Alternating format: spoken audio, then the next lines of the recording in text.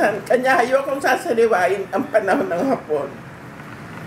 Sabi ng tatay ko, alina kayong lahat, lumabas na kayo dyan. Ang mga Amerikano ay nasa pako. Ngayon, ayaw na din namin maniwala. Talagang tatay ko galit na galit nung ayaw namin sumama. Pero siya talagang umalis na rin. Ay, sige kung ayaw ninyo, sabi ganun. Ngayon, isang araw, nagulat na lang kami nang merong mga yabag na malalaki, malakas na yabag. Nang silipin namin sa air shelter, ay mga kanuna pala dumarating. Kasama mga Pilipino galing sa Paco, nagbibigay ng mga candy, tsokolate. Kanya nung maglabasan kami, ay tuwang-tuwa kaming lahat.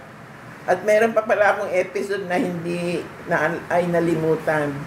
Nung ang mga Hapon ay tunay na tarantang-taranta na, alam nilang Amerikano ay andyan na, pumasok sa bahay namin, nagtatanong na, mabuti pala nabalitaan namin na kinukuha mga lalaki.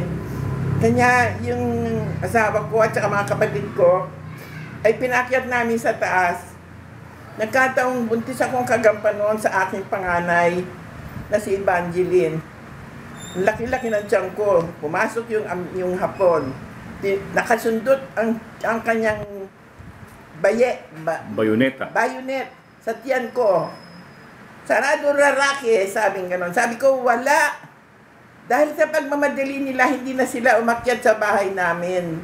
Mabuti naman at ando ng asawa ko at mga kapatid kong lalaki. At nung ko naalala pala yung episode na yon na halos dahil kagampan ko na ay na-experience ko na tusukin ako ng Hapon. Hindi naman ako sinaktan ng tusok, hindi naman. Kanya nung naglabasan na kami dun sa tumuloy na kami. From ang makikita ninyo dahil sa sunog na ginawa ng mga Hapon sa bahay-bahay namin, ang Paco at Manila, Santa Ana, makikita ninyo talagang palanas na palanas, walang kahit na puno o bahay na nakahalang. Kanya mula doon sa aming air shelter, naglakad kami papunta sa Singalong, doon naman sa bahay ng kapatid kong may asawa. Doon ko pinanganak, 1945, kapapasok lang ng Amerikano, noon na talagang nung ko pinanganak ang aking panganay. At doon nagumpisa na ang aking palang mister nung araw, kapag nung nagsasama kami, may hawak yan na tingting na ay walis na tambo. Nag-a-announce na magpa-practice siya. Siya pala ay tunay na ang hilig dahil napakaganda ng kanyang boses.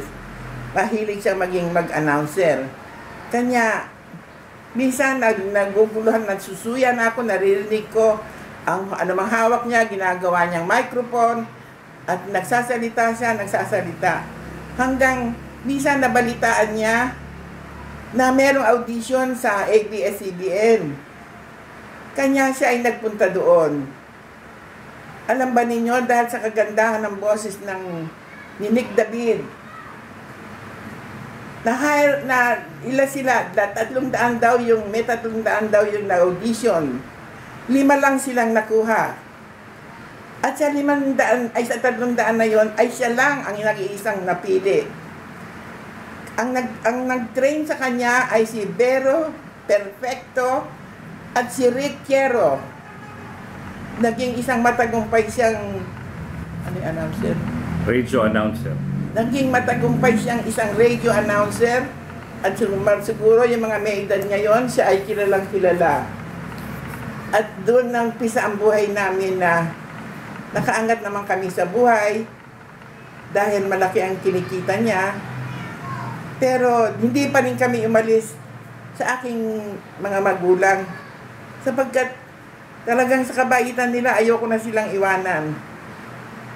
At malaking tulong din naman ang aking mga kapatid. May kapatid akong dalaga na ay 2 pa lang kapatid kong spinster. No, walang asawa. Hindi nakapag-asawa. Ang 2 kapatid kong spinster, hindi nakapag-asawa. Yung isa nga nagtuturo, yung isa modista, kanya lagi siya sa bahay. Kanya, kung saan man maimbita si Nick David, magkokorona sa mga reyna, kasama ako. Panatag na panatag ang loob ko na maiiwan ko ang aking mga anak sa aking kapatid na tunay na napakabait din. At mula noon ay naranasan ko ang buhay na masagana. Kahit na simpleng-simple ang buhay, maligaya naman. Dahil wala kaming ginagawa dahil ang asawa ko ay tunay na napakabait din. Tuwing bakasyon, time ng pagbabakasyon niya ay pinapayagan lang siya sa istasyon tuwing Holy Week. Kanya, tuwing Holy Week, Baby Santo pa lang, ay taon talaga yan. Nagpupunta kami sa Baguio, nagbabakasyon, buong pamilya. Nung panahon na yon ay hindi pa pinapanganak si JJ. Kaya ako'y, nung napanganak ko na siya, ako'y lungkot na lungkot sapagkat hindi niya naranasan ang tunay na kaligayahan sa piling na amin na pupunta kami, magpapasyal. Nung magsawa na kami sa Baguio, sa Mayon Volcano naman kami nagpunta. Doon ko nakita pagkaganda-ganda pala ng ating Mayon. Ngayon, ako naman ay natutuwa rin naman ngayon sapagkat kahit na si JJ ay hindi namin naisama sa mga pasyalan, sa mga ano, ngayon naman ang trabaho niya ay nagdadala sa kanya sa iba-ibang bansa. Kanya, meron din namang magandang resulta yung kanyang trabaho ngayon. At ano pa ba?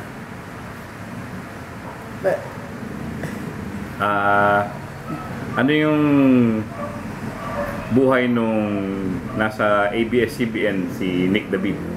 Ang buhay ako talagang yung mga panahon na yon, yung mga kaedad niya na nakakakilala sa kanya ay tunay na talagang naliligayahan at meron akong isang naging kaibigan na mahal ako. Gumaling daw ang kanyang sakit, nervous breakdown. Lahat daw ng manggagamot hindi siya magamot. Naririnig lang daw niya ang programa ni Nick David. Gumaling daw siya. Kanya nung mapatira siya dito sa GSIS Hills, nung mabalitaan niyang si Nick David ay nakatira dito, hinanap niya talaga kami. At mula noon, at 2 years ago namatay na siya. Mula noon, hanggang nabubuhay siya, wala siyang ginawa kundi bigyan kami ng anuman luto niya, anuman talagang inano niya yung dahil siya gumaling, ay wala siyang malamang gawin para makaganti doon sa pagkakagaling sa kanya ni Nick David. Thank you. Ano pang ito aking masasabi ako pala ay napalipat na dito nung mapalipat na kami dito sa GSIS Hills. Baliches, Barrio Talipapa. Barrio Talipapa. Ako ay na-involved sa simbahan.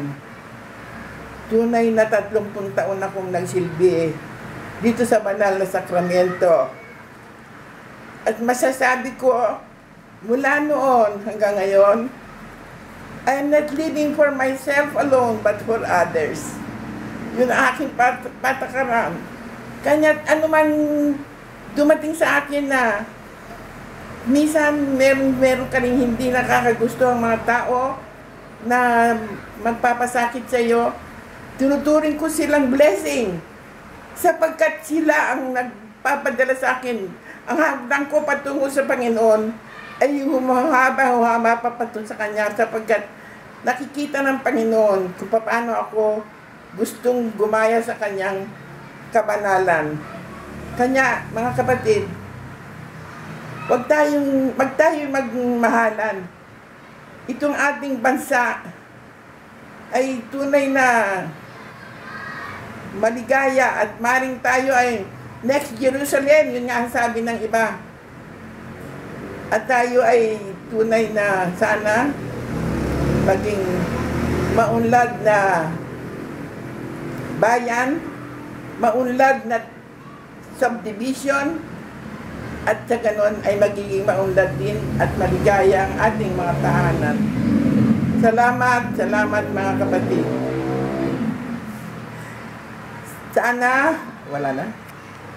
Sana ang aking buhay at ang aking karanasan na lahat ng hirap at sakit ay natagpuan ko ang greatest treasure in my life at yan ang hindi ko malilimutan, ang Panginoon. Nung lahat ng apostoles ni Jesus ay namatay ng isang tragic death. Meron dyan na binitin na patiwarek. Meron isang pinakuling sa krus. Ngayon, si Saint John, ang isang disipulo niya na hindi namatay ng kamatayang kalagim-lagim. Nang siya'y tumanda na, ay wala siyang sinasabi sa mga tao, magmahalan kayo. Yun ang laging sinasabi niya, magmahalan kayo. Kanya ang pagmamahal ay tunay na hindi natin dapat ialis sa ating puso.